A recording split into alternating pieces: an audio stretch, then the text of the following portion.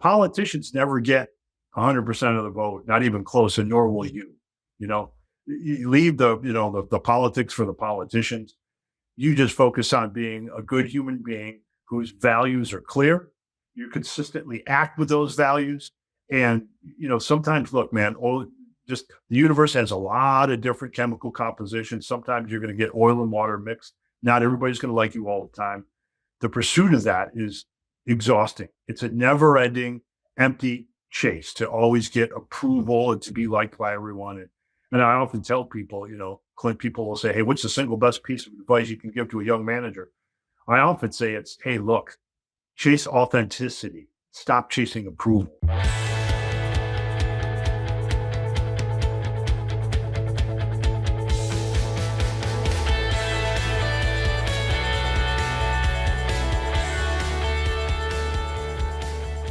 Today's guest has spent his career helping leaders answer a question that almost everyone in business has to deal with at some point. How do you lead when you're not fully in charge? Scott Mautz is a former senior executive at Procter & Gamble, where he successfully ran several, not just one, but several of the company's largest multi-billion-dollar businesses. That's billion with a B, folks. He's an award-winning and best-selling author, a faculty member at the Indiana University's Kelley School of Business for Exec Ed, and a popular LinkedIn learning instructor whose courses have been taken more than 1.5 million times.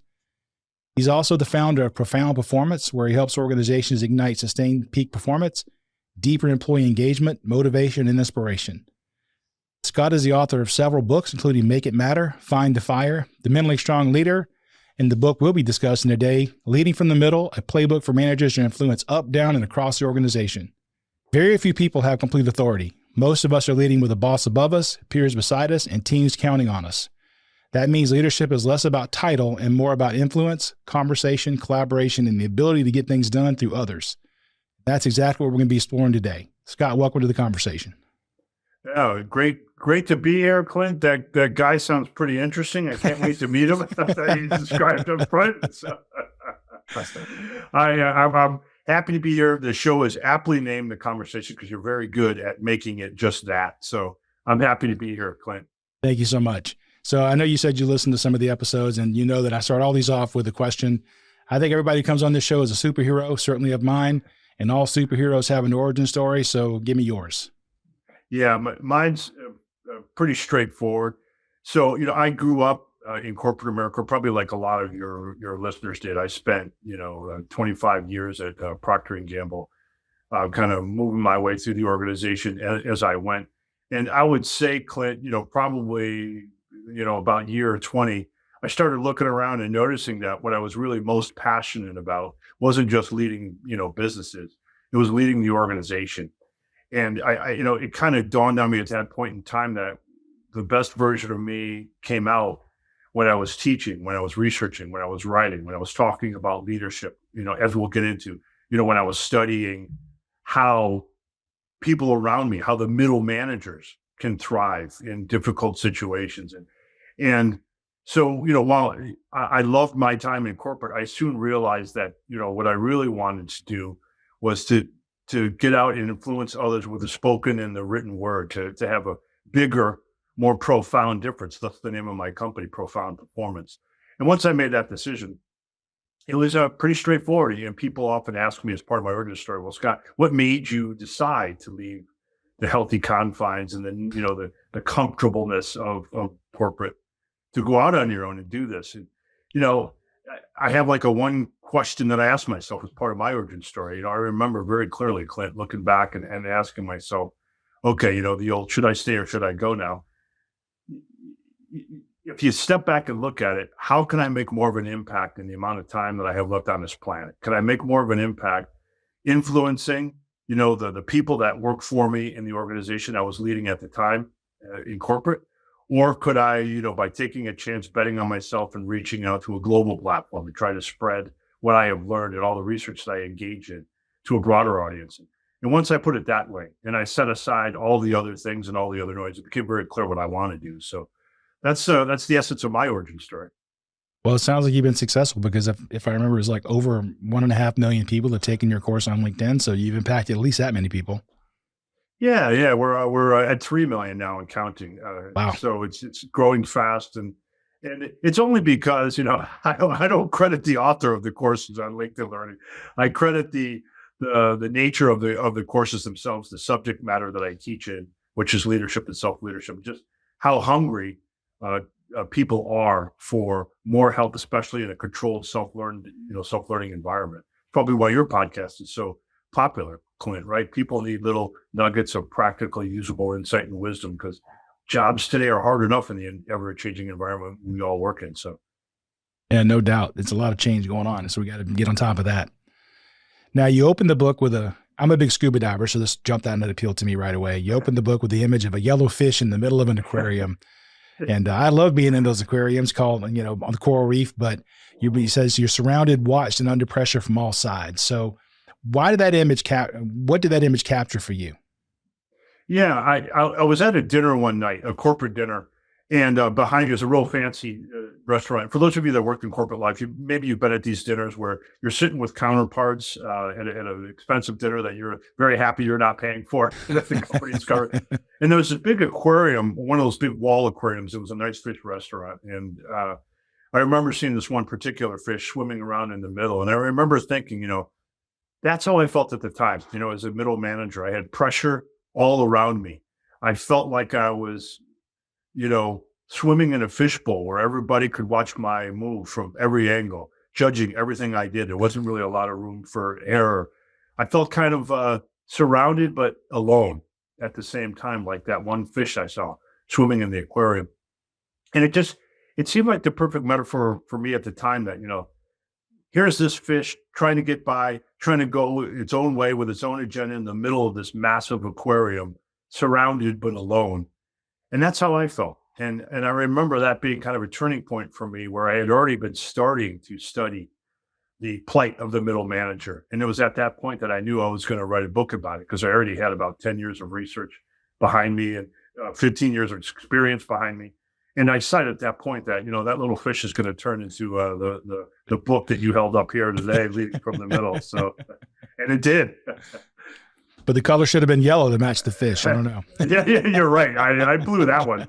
I blew that one. That's exactly right. So one study found that replacing a poor middle manager with a good one boosted productivity by 12%, which was even more than if you added another team member. That's a pretty right. compelling case that the importance of middle management, despite the bad rep they have. Yeah, that's exactly right. And, other research shows, I talk about in the booklet that, in the average organization, 25% of the variation in revenue can be associated to a middle manager, which is 3 times that of a person whose only role in the job is to innovate. And another study, a 5-year study, showed that replacing just a poor middle manager with just an average middle manager would reduce dramatically the amount of turnover that you could see in a company. And I have all kinds of statistics like this that show that the value of the middle manager cannot be underestimated. It just simply cannot be underestimated. And what's interesting, Clint, is the term middle manager has kind of fallen under the lens of kind of a social disdain. When you have shows like The Office, movies like The Office Space, cartoons like Dilbert, it's easy to make fun of and put the term middle management into a not positive light. But in the book Leading from the Middle, I really try to change that conversation. And I start with the definition that, first of all, a middle manager is anybody who has to lead up, down, and across the organization in order to do their job well. I mean, that's you, Clint. That's me. That's your listeners. Yes, that's even CEOs, because guess what, Clint? They have to manage up to their board. Yep. And what's so unique about that is it's what makes middle manager roles the most challenging in all of leadership, because you are at the horizontal and vertical intersection of the information and activity flow in your organization. And you have to lead in every direction to do your job well. It creates unique dynamics, which we'll talk about more as we get into this, that are unlike any other in the field of leadership, that require a special, specific study of it. And that's what I've been doing for the last 3 decades, studying that unique challenge. And you say that the middle is messy.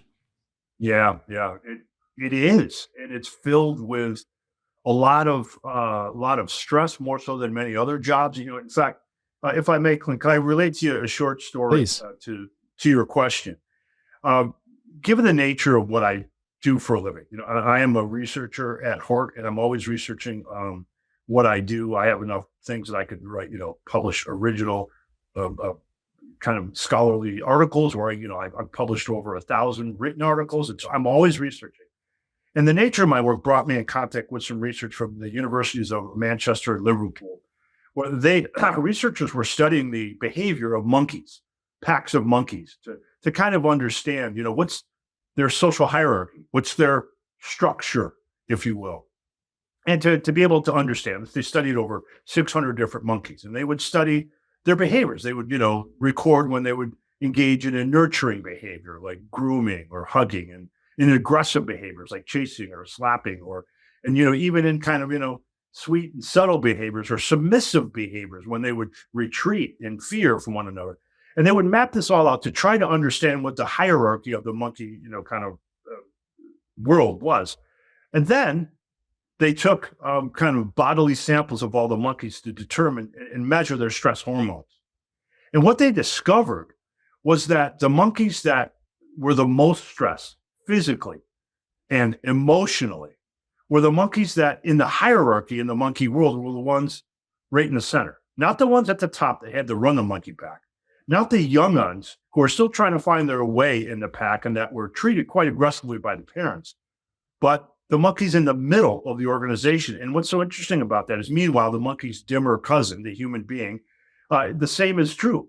A study of over 300,000 middle managers showed that the bottom 5% in an organization, the bottom 5% in terms of engagedness, if you will, or engagement and happiness, is not people that have poor performance reviews.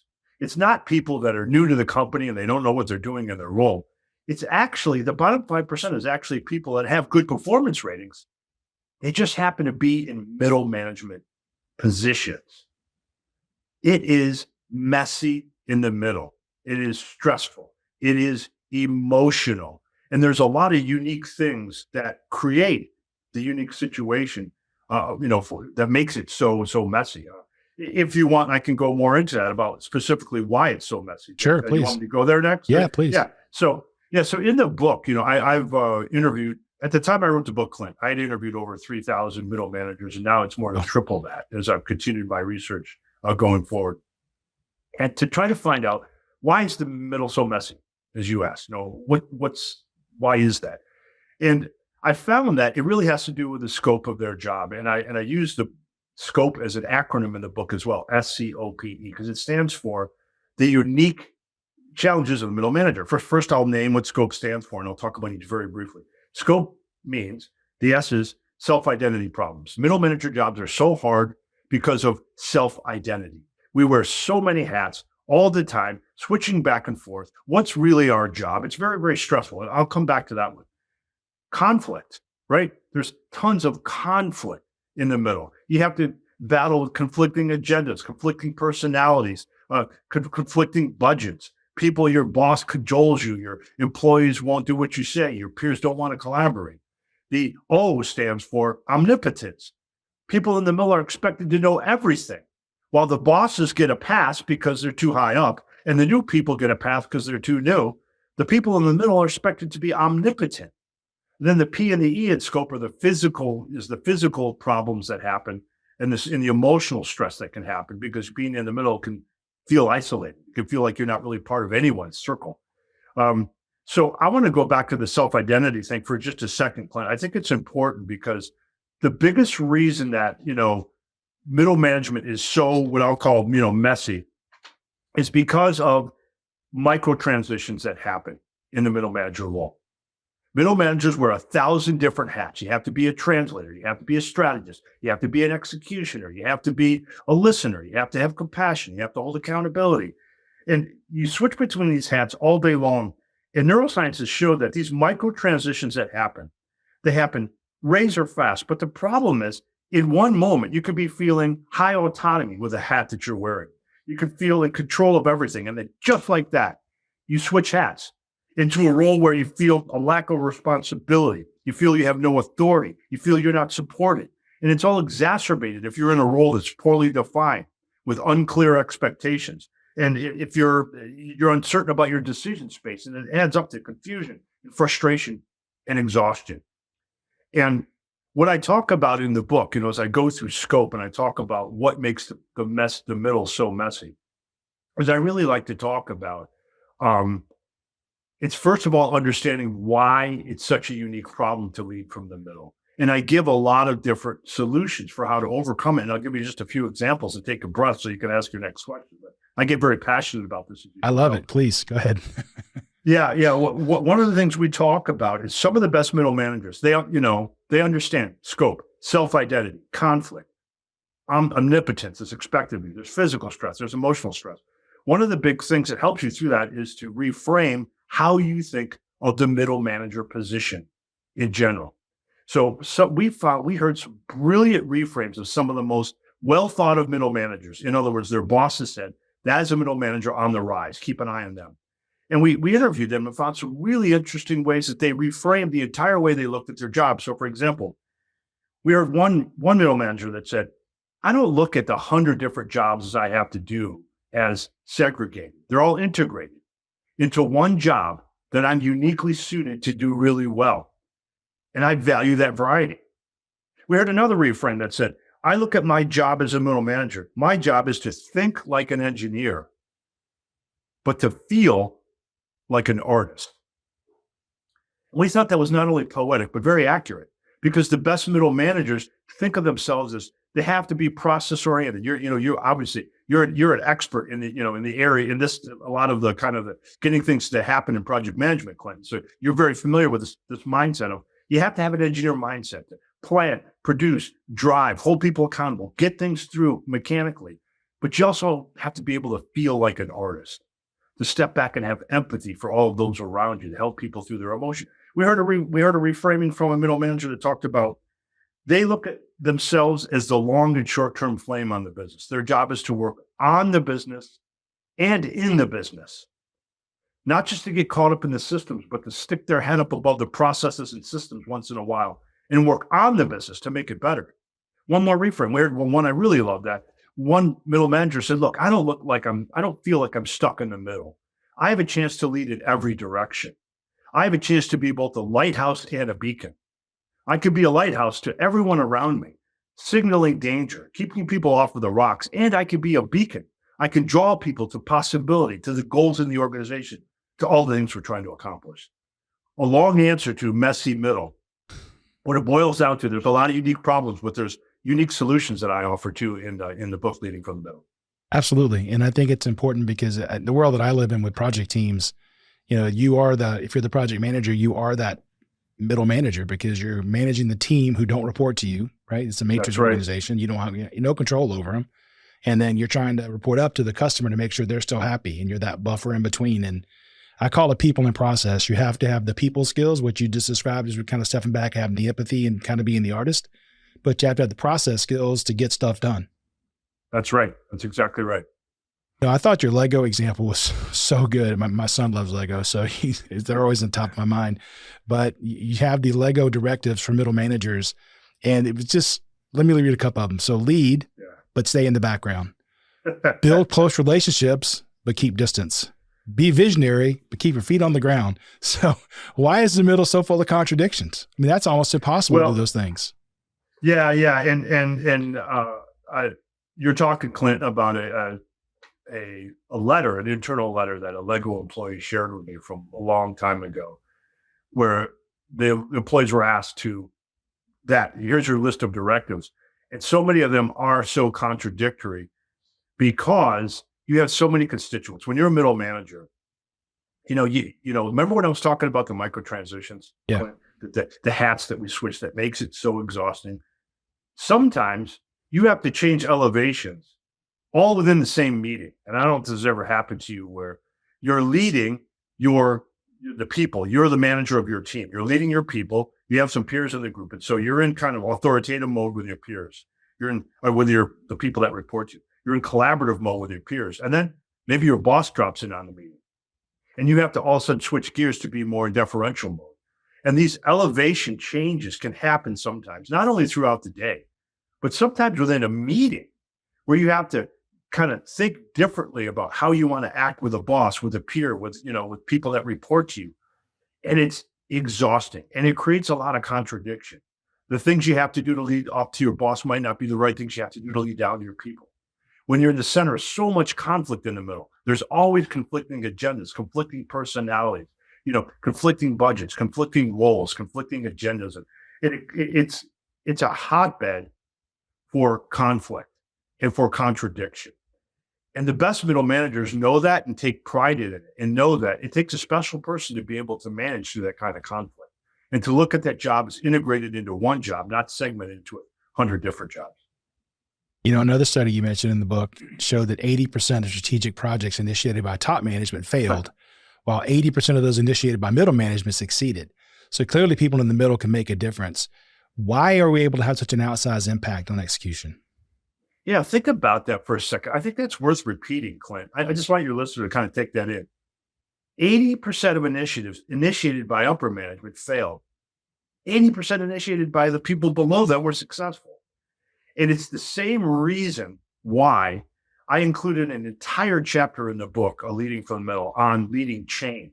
And I have another kind of path of expertise. You're a project management expert. I'm a leadership and self-leadership expert, and I'm also a change management expert. And, in our studies, we've seen over and over again in our research that the middle manager is at the best position in an organization to lead change. Because first of all, they're closest to the goals of the organization in terms of having to interpret them when they get passed down from upper management. They understand what the organization needs. They're the ones that have to interpret things from above. But they're also still close enough to the front lines of the everyday to be close enough to the customers and the consumers to know what are the ground up strategies that are required and how do we marry all those together.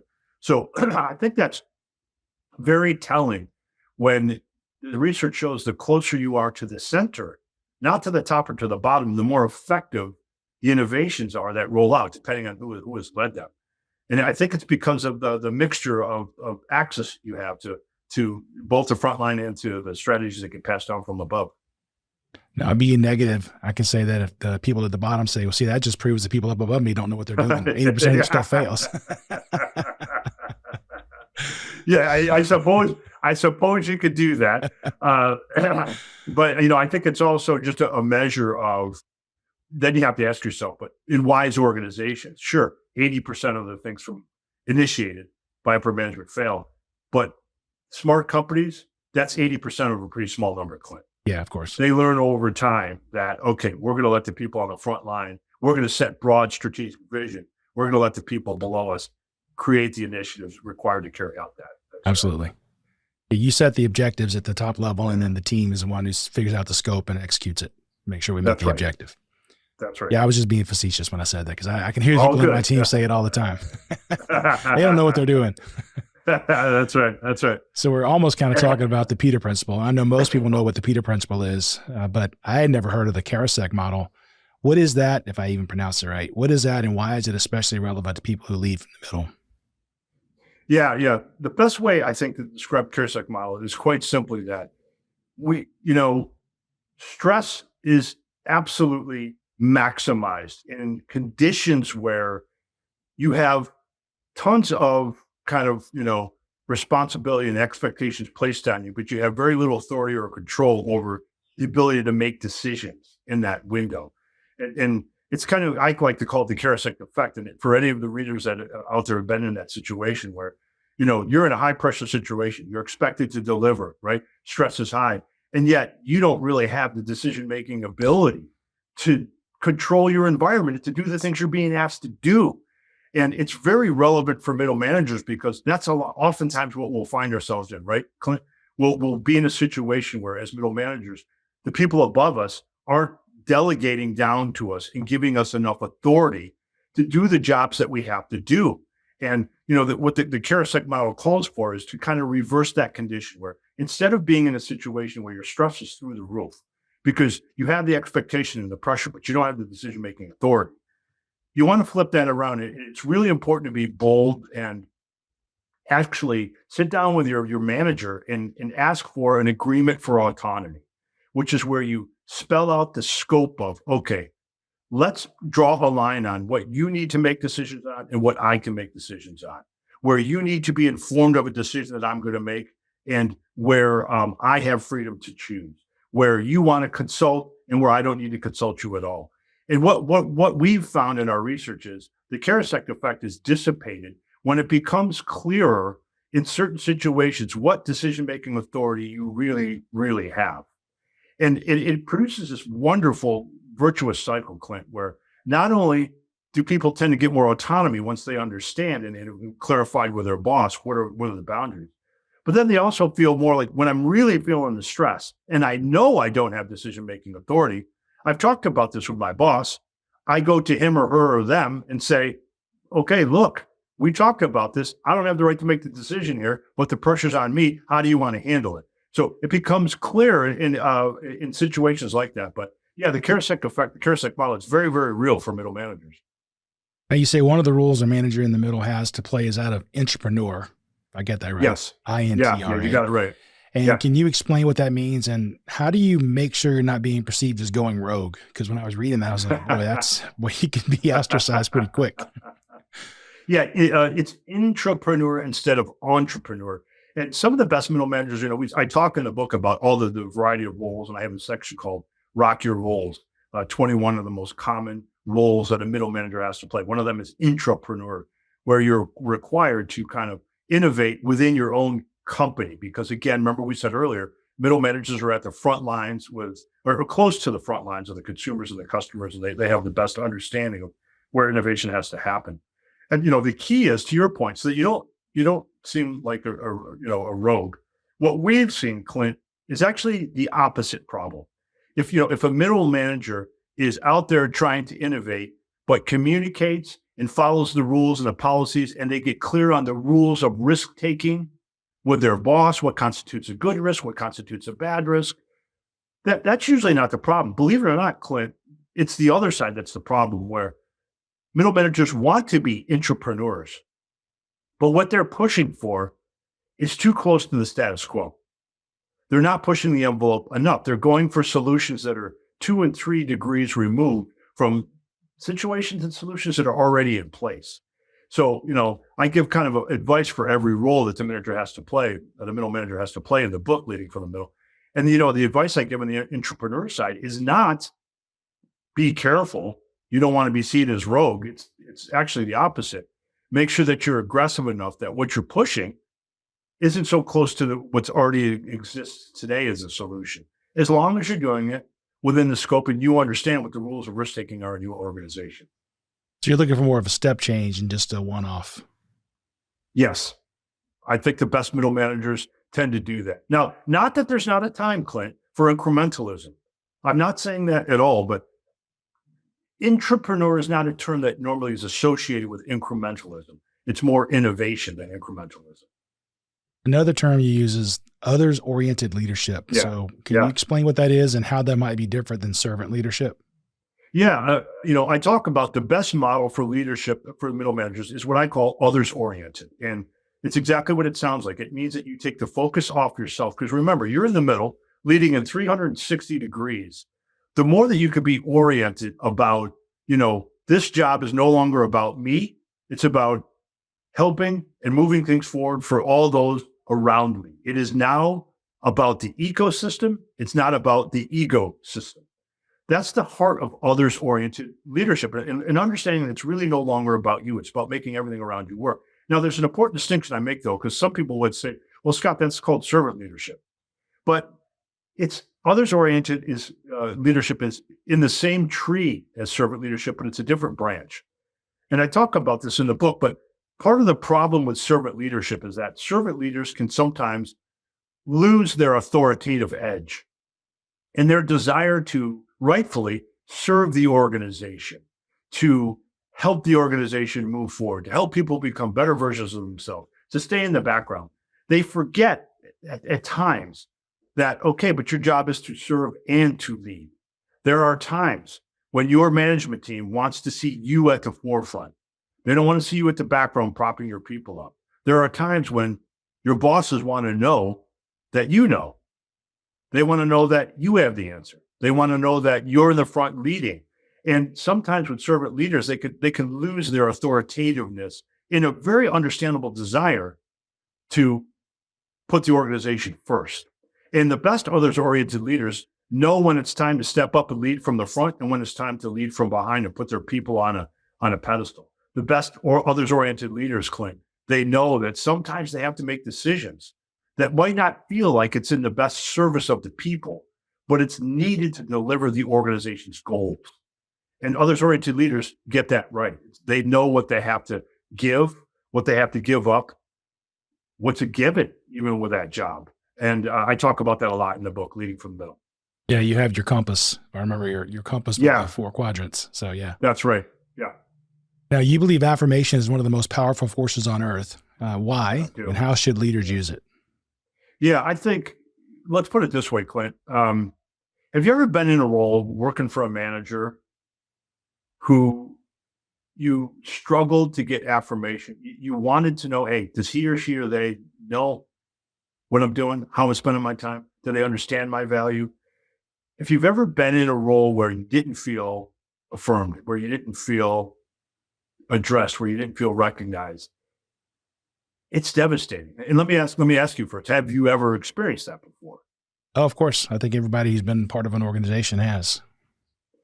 And describe for me how that felt for you. And then I'll finish out answering your question. It feels like what I'm doing isn't valued, isn't seen as adding value to the organization, and you feel like you're not respected. And that's really what it boils down to right there, isn't it, Clint? If one of your jobs to be, in the middle is to be kind of an epicenter of encouragement for the entire organization. An epicenter because you're at the middle. And you have the job, you have the ability to affirm and to help validate and help other people understand the value they bring to the organization. And you can do that more than anyone else because remember, you're in the center of it all. You have the chip. Yes, that includes even affirming the boss's value and the contributions they're making, your peers, people below you. So the role of affirmation is essential for the middle manager. I love it. Affirmations are good. Although every time I think about affirmations, I think of the guy from Saturday Night Live in front of the mirror. Jack Handy. Yeah. Deep Thoughts by Jack Handy. That's right. That's right. Gosh darn it, I am somebody, or whatever he says. Yeah. People like me. Yeah, exactly. Yeah, that's the one. So let's go back to the others-oriented compass I was just talking about. There's a couple of things that I really wanted to ask on that one. One is your time and full attention, be fully present is one of the things you mentioned. And I just think that's a requirement. I mean, you have to be fully present, right? Yeah. And yet, somehow the latest report, from Gallup shows that over 70% of managers are disengaged. Employees are disengaged in their jobs, which, was the single statistic that probably launched my career as a speaker and trainer and researcher more than anything else, Clint. That I remember hearing that first about 15 years ago, and it hasn't gotten much better. How is that possible? How could 70% of the American workforce be coded as disengaged in their job? How can you possibly succeed as a middle manager if you're disengaged in your job? And so, yes, I do call that out as giving your time, your attention, your full engagement, because the job is hard enough. And so if you say, okay, yeah, Scott, I would love to do that. But you talked about all the problems, the self-identity, the conflict, the omnipotence it's expected, the physical toll it takes, the emotional toll it takes. But that's where, leading from the middle of the book, it's intended to be a playbook to help you know how to work through those challenges so that you are engaged and you can give full time and full attention, as you point out, Clint. Another one was the limelight. And you say use we more than I. And that's a big one for me because as a team, the team is always bigger than individual. Yeah. And Clint, tell me if you agree with this. I talk about that part of the job of an others-oriented leader is to give up the limelight selectively. No one's asking you to be a martyr. And it's sometimes managers can seem disingenuous if they completely shy away from the limelight, especially when everyone knows their specific contribution. It's about the balance, defaulting to letting the team take credit, pointing in the mirror when something goes wrong, and then letting the mirror reflect on everyone else when something goes right. But knowing that when it's time to step up and take credit, do so and be proud of that. Like, would you agree with that balance? Absolutely. As a leader, I probably, I'm glad you said there has to be some balance selective, because I do think we tend to maybe always take the blame and always give the Yeah. credit. And it's not, probably not true.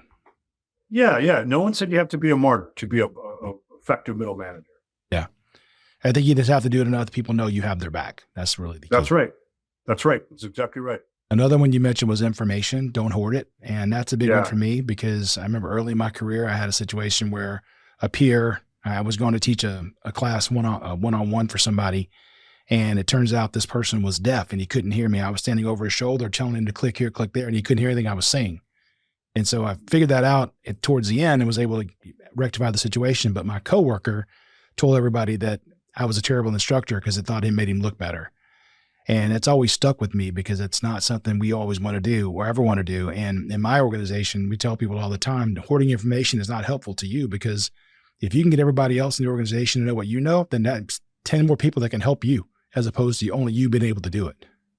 Yeah. And Clint, I often talk about in keynotes on this very topic that I want to acknowledge that to take the time to get the information to the organization is a lot of work. It is a commitment, but after all, remember what I said up front, that the middle manager is at the horizontal and vertical intersection of the information and activity flow of the organization. It's a necessity. You have to do it. You have to think of information sharing on the same level as you do a strategy. It's that important. And I know many organizations treat information sharing as a competitive advantage. I can't say name the organization, but I was just doing a keynote for an organization where they wanted to make a competitive advantage. Our managers are so good at sharing information from on top, from below, from the marketplace, quickly, comprehensively, more so than any of our competitors could do. They even invested in information sharing systems. They treated information sharing as a strategy. It takes a lot of work, but the best middle managers are willing to make that investment. And the benefits from it are irrefutable. Clint, I'm sure you've seen it in your own organizations where the managers invest in communicating and sharing information. They are so much more adept. They're so much more agile. They're so much more innovative. They're so much more in tune. They're so much more engaged. Yeah, we're going to come back to that communication piece, because that's clearly important. I definitely want to dig in that a little bit more later on. Another one we're talking about is the need to be liked all the time, and how hard that is, because it's really impossible if you're in the middle. And you mentioned that people that are liked tend to work harder for them. And you even list, I think it's called the fondest four, where you go in and talk about the things that can make you more popular or better with your team. But at the end of the day, it's not about being liked. It's about getting the job done and being respected. Yeah. And it's a trap, you can fall into that trap, because here you are. Okay, I'm in the middle. I got to lead in all directions. I got to lead up, down, and across. And, I can't have anybody not liking me. I can't do that. And, Bob Sutton, who's a professor at Stanford, often talks about, no, your job is to have 90% of people like you. And if you don't have 10% people not liking you, you're not doing your job. I often like to say, politicians never get 100% of the vote, not even close, and nor will you. You leave the politics for the politicians. You just focus on being a good human being whose values are clear. You consistently act with those values. And, sometimes, look, man, the universe has a lot of different chemical compositions. Sometimes you're going to get oil and water mixed. Not everybody's going to like you all the time. The pursuit of that is exhausting. It's a never-ending, empty chase to always get approval and to be liked by everyone. And I often tell people, Clint, people will say, hey, what's the single best piece of advice you can give to a young manager? I often say hey, look, chase authenticity. Stop chasing approval. It's an empty victory at best when you get it. And it's elusive and soul crushing at worst. So yes, that's my thoughts on that. And I think sometimes, we all want the win-win situation, but the fact of the matter is, in some situations, that it is a zero-sum game where one person wins, one person loses, and there's just no way around it, right? If there's one promotion, fact of life. Somebody's going to get it and somebody's not. So that's just the way it works. It's the fact of life. Exactly. Another one of your I love all your sayings in the book, by the way. So I love those. One of them was, commitment, not just compliance, which I think is, Yeah. we were talking about full engagement. Yeah. Think about that for a second. I used to work with plenty of managers, Clint, that could get compliance. We would comply to what they wanted because they had the position power, not personal power. They had the position power, they had the authority, but they didn't ever really get commitment. And I often challenge managers to think about, I want you to ask yourself, am I getting commitment or compliance to the things that I want done, to the things that need to happen? And intuitively ask yourself, what would it take to get commitment versus just compliance? People doing what I said to do because of my position power. Commitment happens when people believe in the goal, when you've connected goals to something that's personally meaningful to them, when you've shown that they can trust you, when you can show why what you want done is the right thing, when you can show them that the vision for change is the right vision for change, and that where they're going is good for them personally and for the organization. I think intuitively, most people have a good understanding of what it takes to get commitment versus compliance. Half the battle, Clint, is just asking yourself that question. How will I get the former versus the latter? Yeah, because with compliance, everybody becomes a lawyer. Well, you said if I did Yeah. this, I did this. I met the letter of the law, but you didn't beat the spirit of it, right? That's when you get the commitment. That's exactly right. That's exactly right. Another big one, and then I'll finish up this little piece of the topic. But for me, as I do a lot of project management work, accountability is really key because the project manager usually doesn't have any formal authority of the people on his or her team. And so the only way we can be successful in these projects is that the people hold themselves accountable. Yeah. It's really true. And I talk about it's absolutely fascinating. Those research that was done that showed, if let's say Clint, you and I were working together, right, and there was something that I needed to get done, right, and if I just you're my boss, you assign a task, and there's 25% chance that I will complete that task on time in the way that you wanted. Now, that 25% likelihood goes up to 60%, right? If it's actually declared that, okay, you're going to be held accountable to this, Scott, and I'm going to assign an accountability partner to you, and you have to check in, with me or somebody else. The likelihood I'm going to complete that task goes up to 60%. But then when you say, but what we're going to do, Scott, is we're going to have a discussion about how accountable have you been? Where have there been times when you've pointed your finger or blamed other people? Where are you avoiding responsibility versus taking it on? When you have actual conversations about it and commit to having conversations about, are you holding yourself accountable, Scott?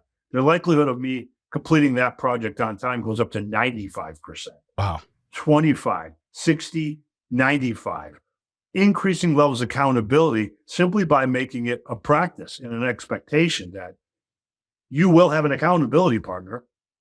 You will talk with another person about how accountable you are being and the behaviors that you're showing along that way. So accountability isn't, the great thing that no one can pursue and no one can ever achieve. It can be done. You just have to be intentional about it. Yeah, what we do in our world is we actually make sure the person agrees that they're going to take this activity to own it. They should be the right one, and it's not Fred over here that should actually own that task, which is why it's always failed in the past, because you always assign it to me, and then I have to finally give it to Fred, and it's too late, and et cetera. And then you want them to name it in a way that makes sense to them, and then ask all the clarifying questions that are a part of that. So yeah, absolutely. Another one of the things you wrote down that you actually, I think you at the top of all your agendas, you have this: am I assisting success or avoiding failure? So why is this such an important question for leaders in the middle to ask? Yeah. And I think it's worth just repeating that for a second. One of the central things that we see in middle managers that are effective is they believe they are there to assist success, not to avoid failure. And I think if we're all honest with ourselves, we've all been in positions in our life where we get into avoid failure mode. Avoid failure mode is when, you're caught in indecisiveness because you don't want to make the wrong move. You resist being bold. You're timid. You're a perfectionist.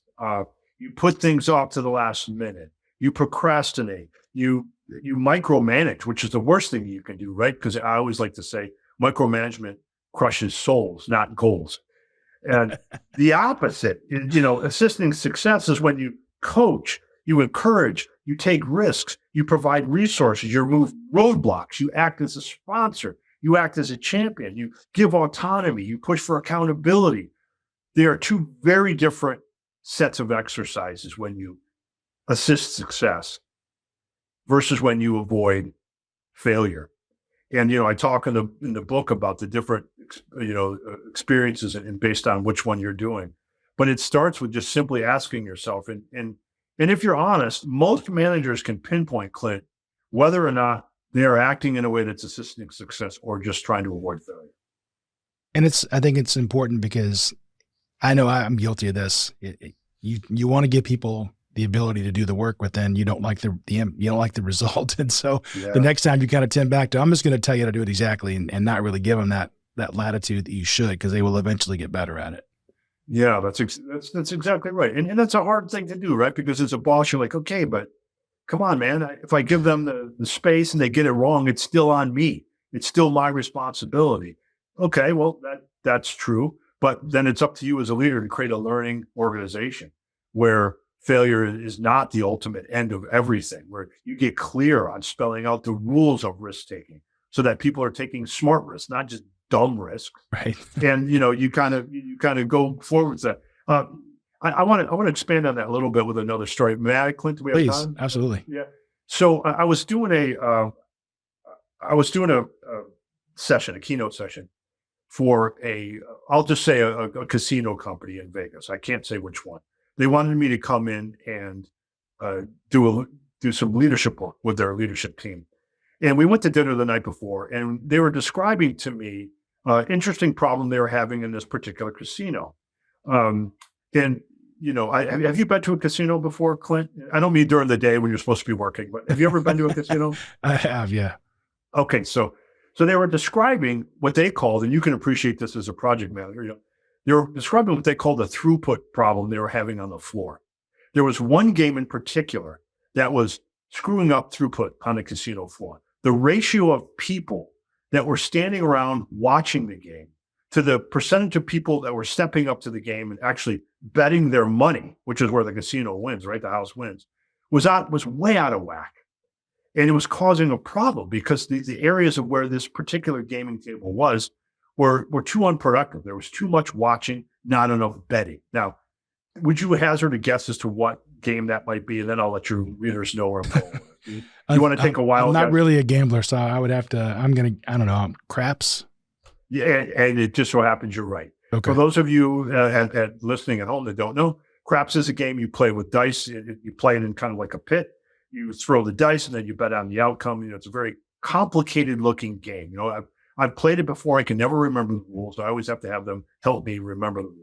It's very, very complicated. But it's in every movie where the guy says to the girl, "Hey, blow my dice." It's in every movie. Yeah. Every movie. Yeah. Yeah, that's exactly right. Or James Bond is at the table exactly. with some guy with a patch on across from him, and they're betting $10 million a hand. Yes, yeah. That's craps.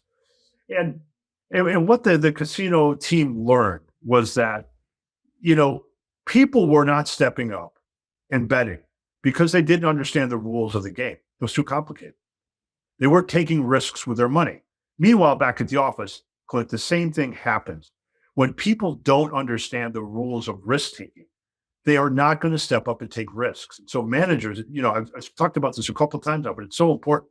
It's so important to spell out the rules of risk taking for your organization. Sit down and have a discussion. This is what I think a good risk looks like. This is what I think a dumb risk looks like. This is what happens when you succeed or fail with a risk. This is how it's going to play out. Here's what, if you need more resources to execute your risk along the way, here's how you do it, and so on. And once people understand that, you find much more smart and engaged risk taking, much stronger innovation, much better relationships where you don't get the finger pointing afterwards because you didn't like the outcome of the risk. Well, you talked about the rules of risk taking. And if you sit down with your managers and say, hey, I want to talk about the rules of risk taking, Clint, no one is going to say, well, the rules are don't take any risk ever.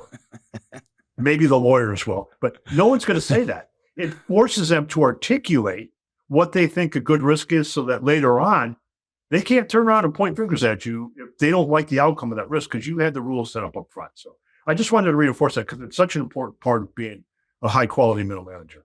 Well, that segues perfectly into my next question, because let's say Yeah. let's say it goes poorly. You say we should Yeah. never waste a crisis. What do you mean by that? Yeah, I agree with that. It's instead of lamenting, I can't believe this went wrong. It's stepping up and figuring out we are blessed to be in an area that something that went wrong, because there's going to be something to learn. You're not going to repeat the same mistakes. You weren't dumb. You didn't make the decisions because you have a bunch of dumb people working for you, with you, around you, or you're working for dummies.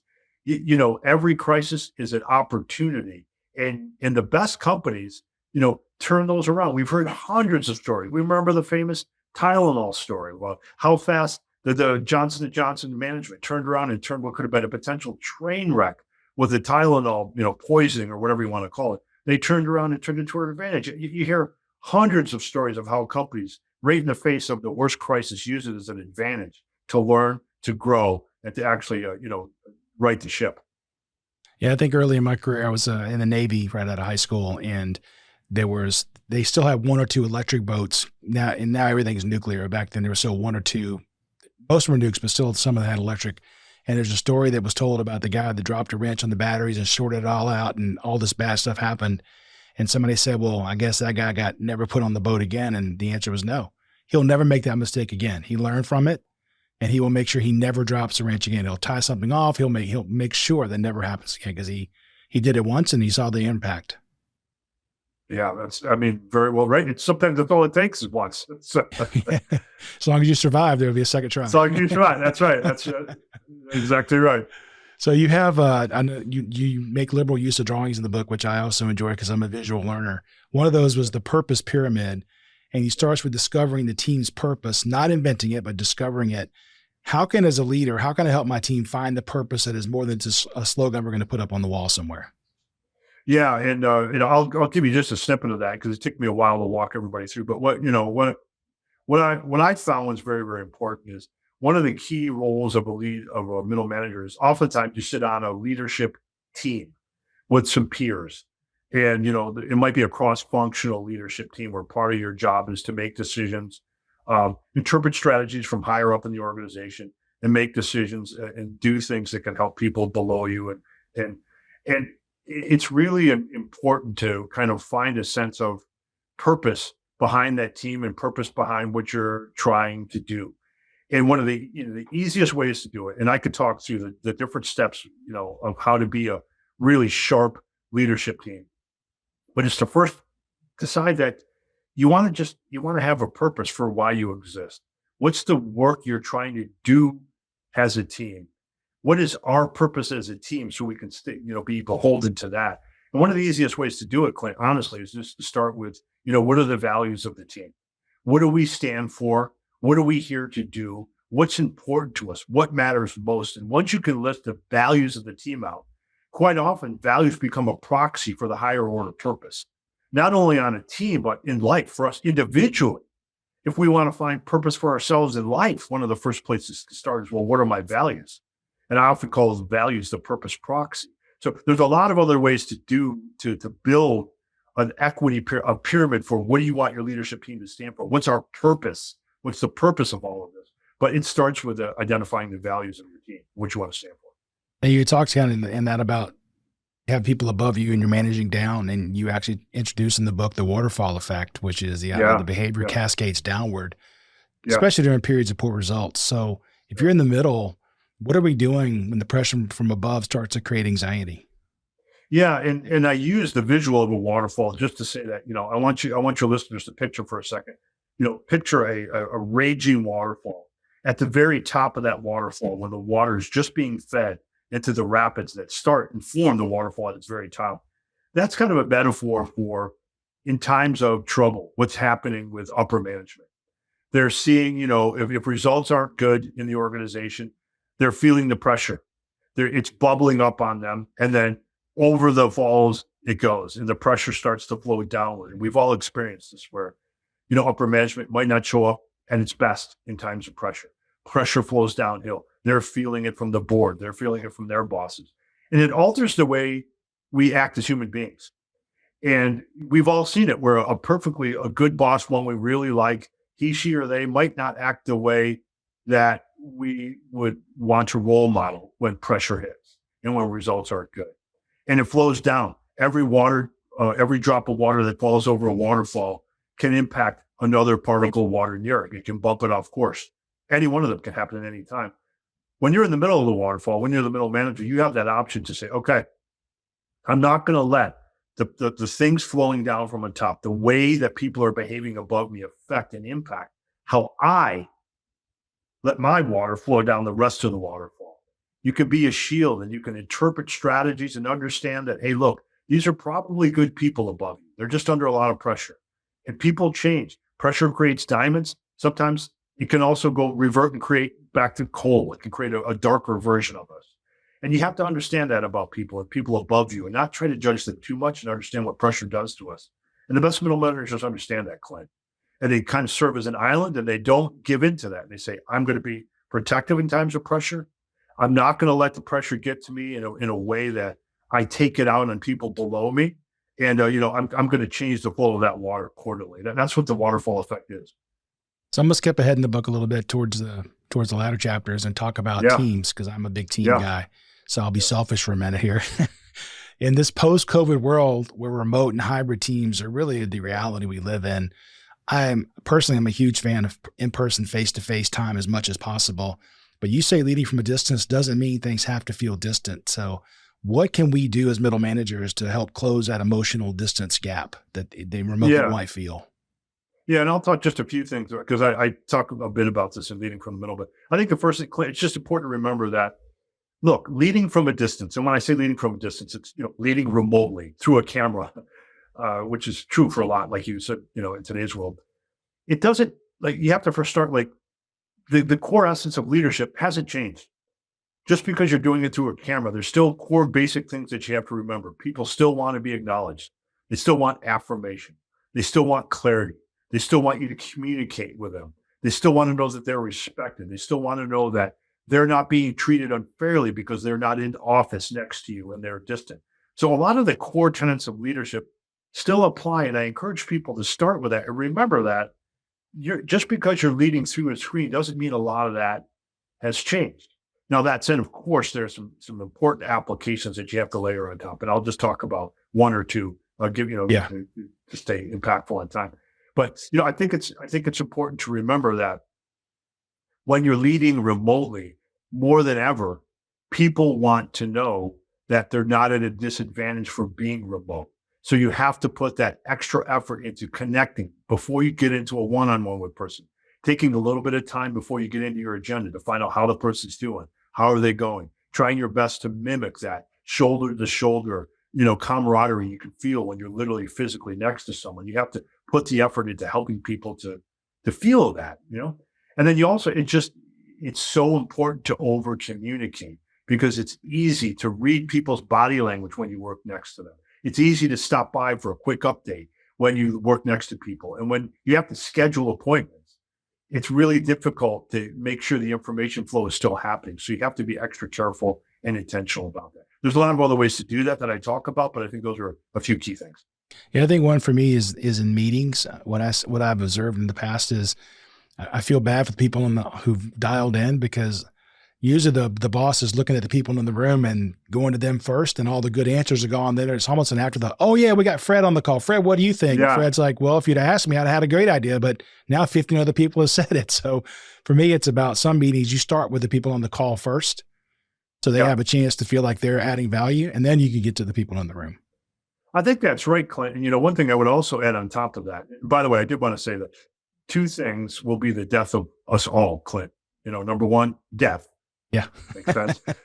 Number two, meetings. Meetings will kill us all. But when it comes to remote meetings, one thing that I like to tell my clients is, so let's say for a second, Clint, let's say I'm in HQ. Okay, I'm in headquarters. And I'm sitting with 8 people on the leadership team. They're all around me physically in the space with me. And you're remote. You're the one guy that's remote.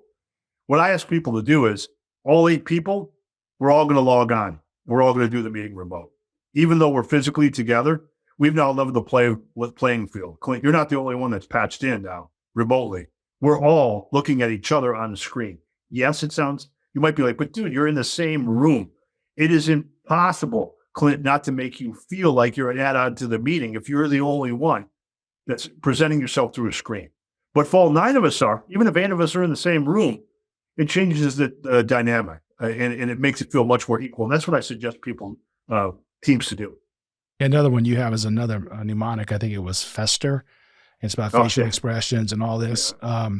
And that was important to me where you actually talk about, because this is one of the challenges I see is people don't want to turn the camera on. And if they do turn the camera on, it's just this much of their face and they don't really get to see. There's all this other rich body language. It tells us so much when we're having a conversation with somebody that we just can't see when we're remote unless say, as you recommend, I think I remember reading, you sit back so you can see more of the body, which, nobody wants to do that because they actually don't want their camera on at all. Yeah. Yeah. It's hard. And the first thing is, look, I hate to say this, but it's really important that you do turn that camera on because it doesn't matter. You could have the best intention in the world, Clint, with your camera off. And it's just this subtle, unwritten thing of like, what are they really doing if the camera's not on? Maybe they're not even paying attention. It's human nature. But for those that might be watching the video of this, and if you're not right now, my camera in my chair is positioned specifically so that you could see my hands and you could see me from the waist up because so much is communicated through body language. And I really encourage people to do that. And they're like, well, wait a minute, Scott, I just have a laptop. And if I don't see close, you can't see me. Well, you can buy for $200 these days, you can get an easy camera that clips on top of your laptop that gives you greater range. So you could sit back from it and just make sure you have proper lighting. I'm not asking anyone to have a professional studio like I do, but it makes a real difference if people could see your hands from waist up in your body language in terms of communicating, empathy, and show you're listening and all the things that you normally get to do when you're in person. Yeah, and don't sit in front of the window with the bright sunlight so you look like you're in the witness protection program because you can't see. That's exactly that's exactly right. That's exactly. Yeah, right. The grainy kitchen table with a bright window in the background doesn't work. Yeah. No, it doesn't. Well, it works for them. It does work for the rest of us on the call. That's right. That's right. Another thing when it comes to remote work really is the communication aspect. And I open this podcast every week with the George Bernard Shaw quote that says, the single biggest problem with communication is the illusion that it is taking place. Yeah. And I think that's even happens more often in remote work. So what can we do? And you talk about this in the book. What can we do to make sure that our message is received in the way in which we really meant it to be? Because when you're face to face, you can have a conversation, right? Where I say something and you can ask a clarifying question. But if that just goes across as a one-way communication in meeting, on Zoom or in the chat, you don't always get that back and forth. So what can we do to make sure that our message is clearly received? Yeah, a lot of it is intention, repeat. People are always astonished when I say this, but I'll give you a perfect example of this. So the average message that you want to communicate to someone, let's use like you want to communicate a change in an organization. Hey, we're going to change the way we do this around here. You have to communicate that between, depending on the research that you look at, 7 to 9 times more than just the average communication to get it to stick.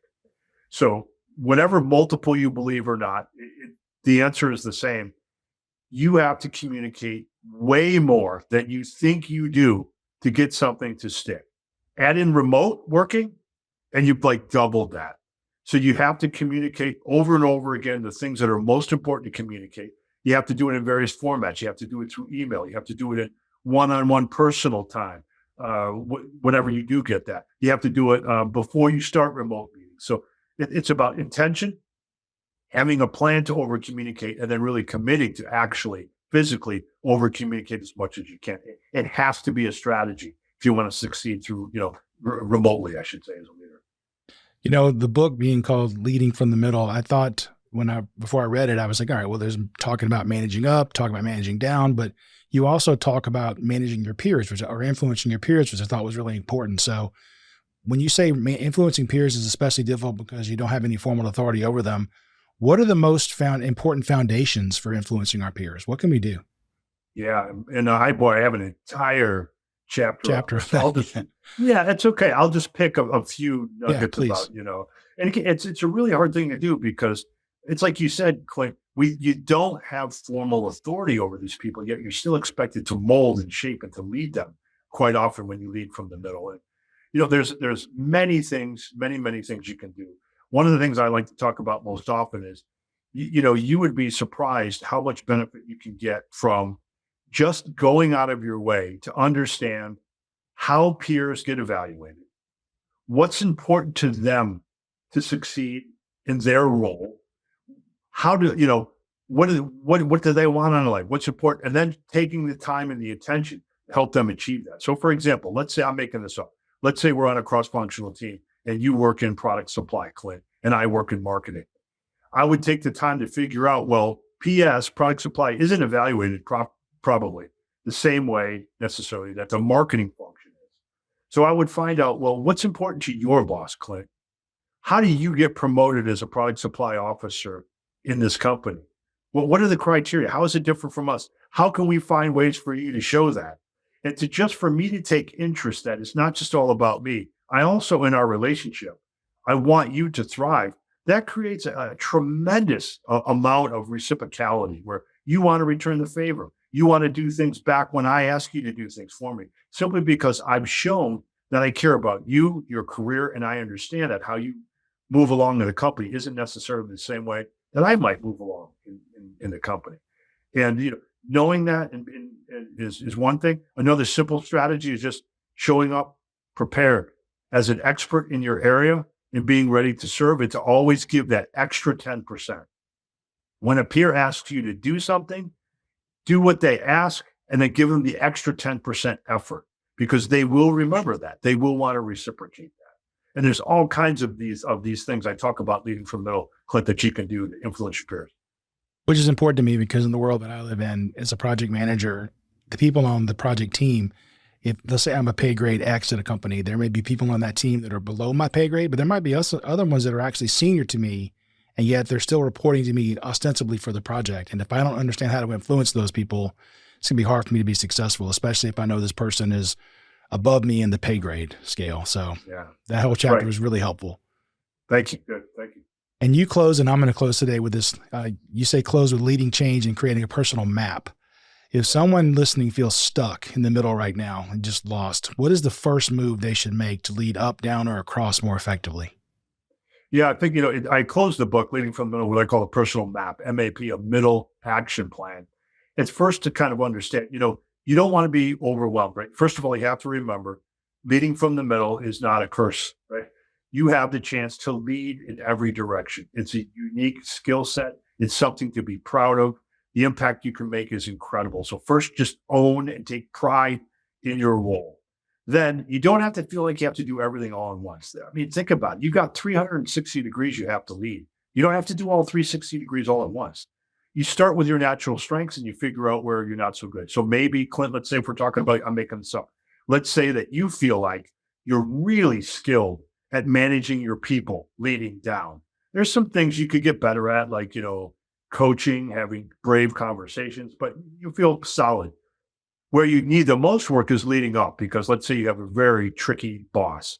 He or she or they are very sticklers, and they're not, nice, and they're not very interesting, and they're not good people. And you got a lot of work to do in working better with your boss. So you start there. And the book is broken up into strategies on how to lead your boss, strategies on how to lead teams, how to lead your peers, how to lead down, how to lead change. You just kind of assess, where do I need to start first? And then you pick the plays out of that playbook as part of your overall map, your middle action plan. And then you supplement accordingly. And the book is set up that way. I don't expect every person to use every play in the playbook that is leading from the middle. You start knowing your strengths and you build on those, and you go where you need to go first to create your own tailored plan for how you want to improve being a more effective middle manager. Yeah, for me, I jumped right to the teams chapter first, but then I went back and read from front to back. But I'm always, well, what is he saying about teams? Let me go there first. And if that's where your pain point is, that's where you should start. If it's with your peers, start there. If it's with your boss, start there. So well said. That's right. Scott, this has really been great. I really appreciate your time today. If people want to learn more about you or engage with your services, how can they do that? Yeah, you can go to scottmautz, SCOTTMAUTZ.com. You'll find out about all the books that I've written, my keynotes and my training services. And for today, I had my web company put on, if you go to scottmautz.com, if you're interested, you can download a free PDF workbook, a 30-page workbook that accompanies leading from the middle. And if you go to scottmautz.com and you look on the book page for Leading from the Middle, you'll find a bar that says, free workbook PDF. You can click on it. And like I said, it's 30 pages, and it allows you to answer some questions so that you really can fully consume and understand the information contained in Leading from the Middle. Again, you can find that at scottmautz.com. Just go to the books section and click on the Leading from the Middle tab, and you'll find the free workbook there. And the book is Leading from the Middle. Scott, thank you so much for the conversation. Thanks, Clint. It was a great conversation because you're a great conversationalist. I appreciate that. Thank you.